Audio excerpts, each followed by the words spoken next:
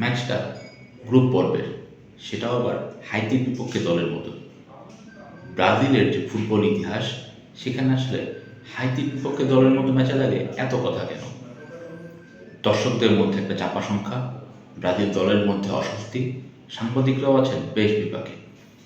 এমন একটা প্রতিপক্ষের বিপক্ষে ব্রাজিলের মতো দলকে নিয়ে এত প্রশ্ন করতে হচ্ছে কেন? উত্তর একটাই, এই ব্রাজিলের দুরবস্থা।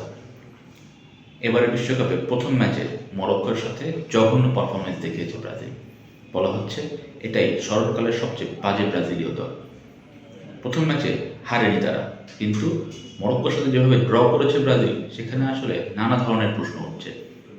মরক্কোর বিপক্ষে প্রথমে গোল হজম করে ব্রাজিল, বাজে ডিফেন্স, উদ্দেশ্যহীন মিডফিল্ড এবং গোল না করতে পারার একটা ভয়ঙ্কর প্রবণতা অ্যাটাকিংয়ের ভিতরে। এই তিনে মিলে ব্রাজিল দলকে আসলে ব্রাজিলের মতো মনে হয়নি। সব দুরবস্থার মধ্যেও ভিনিসিয়াস জুনিয়রের পারফরমেন্সে মান বেঁচেছে ব্রাজিলের। ভিনিস সেই গোল যদি না হতো, তাহলে প্রথম ম্যাচে হেরে যাওয়ার লজ্জা পেতে হতো 5 বারের বিশ্ব চ্যাম্পিয়নদের। সেই ম্যাচে তো আপাতত মান বাঁচানো গেছে। হাইতির বিপক্ষে ম্যাচে খুব একটা চিন্তা থাকার কথা না ব্রাজিলের, কিন্তু তারপরও দানিলো যখন সংবাদ সম্মেলনে আসলেন, তার মধ্যে একটা রীতিমতো ইতস্ততবোধ কাজ করছিল যে হাইতির বিপক্ষে ম্যাচের আগেও তাকে নানান ধরনের যুক্তি দেখাতে হচ্ছে। দানিলো নিজেই স্বীকার করলেন ব্রাজিল ভালো ফর্মে নেই। সমর্থকরা হতাশ, সাংবাদিকরা হতাশ, হতাশ পুরো ব্রাজিল। ব্রাজিল কিভাবে ঘুরে দাঁড়াবে? হাইতির বিপক্ষে ব্রাজিল আসলে এর আগেও বেশ কয়েকবার খেলেছে, সবগুলোই ছিল ফ্রেন্ডলি ম্যাচ। সবগুলোতেই তারা 4 গোল, 6 গোল, ইভেন 7-1 গোলের জয় পেয়েছে।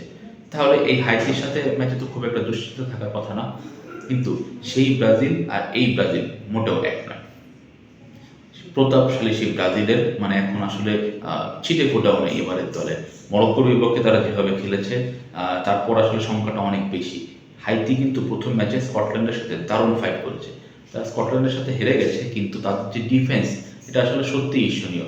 তো ব্রাজিলের বিপক্ষেও কিন্তু তারা সর্বশক্তি নিয়ে ডিফেন্সিভ খেলাই খেলবে।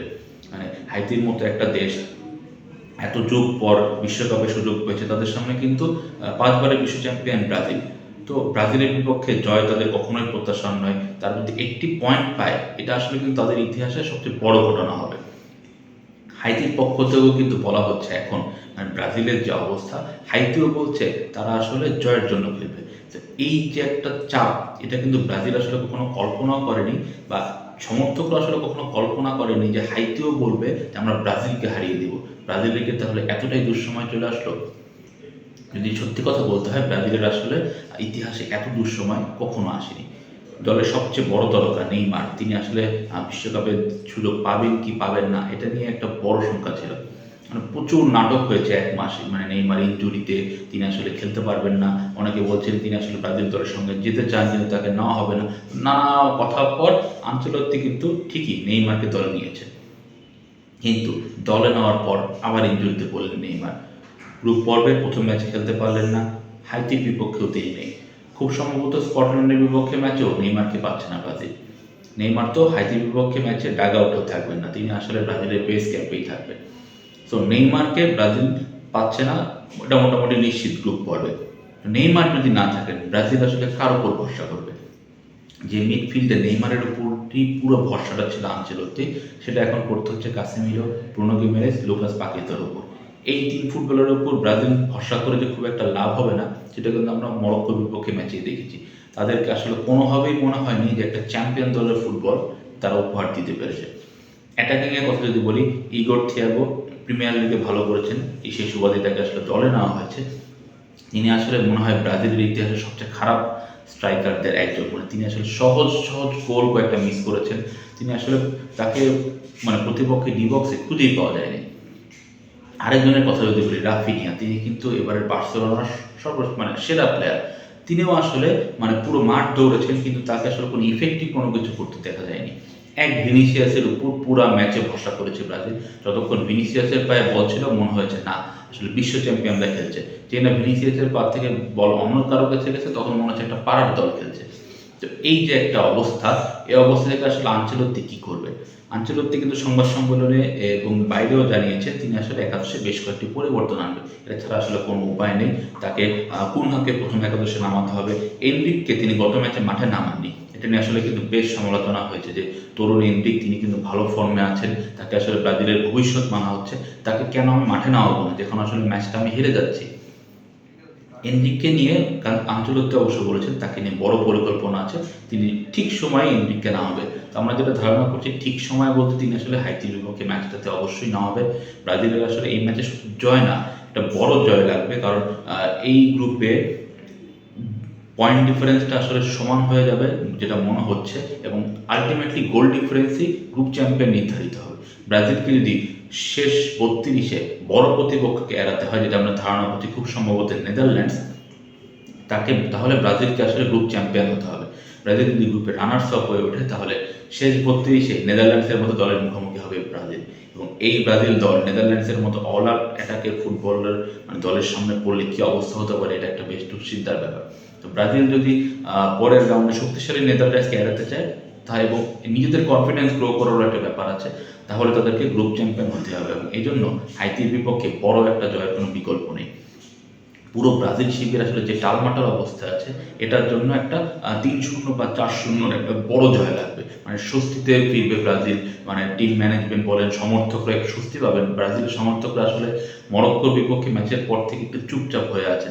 অন্যদিকে আর্জেন্টিনা তো দুর্দান্ত একটা জয় পেয়েছে, জার্মানি 7-1 গোলে জিতলো, ফ্রান্স জিতলো, ইংল্যান্ড জিতলো, শুধুমাত্র জিততে পারেনি ব্রাজিল। তো ব্রাজিল সমর্থকরা আসলে বুঝতে পারছেন না তাদের দল কতটুকু যাবে। অনেকে তো এই মধ্যে হতাশ হয়ে গিয়েছেন যে না, এই ব্রাজিলকে দিয়ে আসলে খুব বেশি দূর যাওয়া সম্ভব হবে না, হয়তো কোয়ার্টার ফাইনালেও এবার উঠতে পারবে না।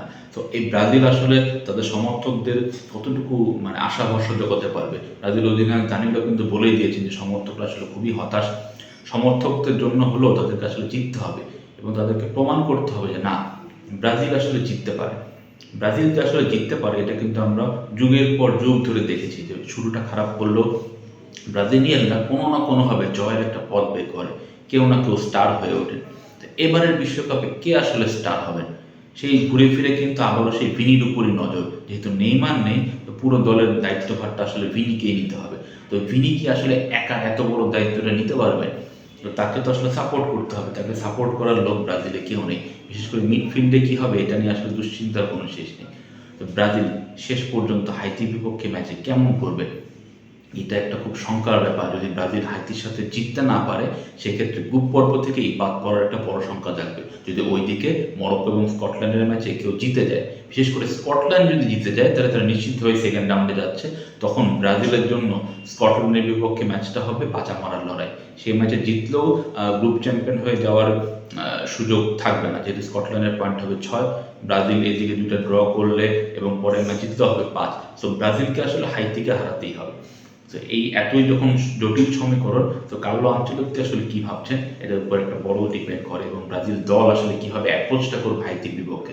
তারা কি আসলে অল আউট ফুটবল খেলবে, অতি আক্রমণাত্মক খেলবে, নাকি অনেক ডিফেন্সিভ খেলে 1-2 গোলে জেতার চেষ্টা করবে, এটা আসলে আমরা দেখতে পারবো আগামীকাল। তো ব্রাজিলের জন্য শুভকামনা। ব্রাজিলের সমর্থক হিসেবে আমি চাই ব্রাজিল একটা ভালো খেলা উপহার দিক, একটা 3-4 গোলের একটা জয় নিয়ে আসলে স্বস্তি ফিরে ব্রাজিল শিবিরে। ব্রাজিল সমর্থকরা মনে করুক যে না, আমরা আসলে বিশ্বকাপে টিকে আছি।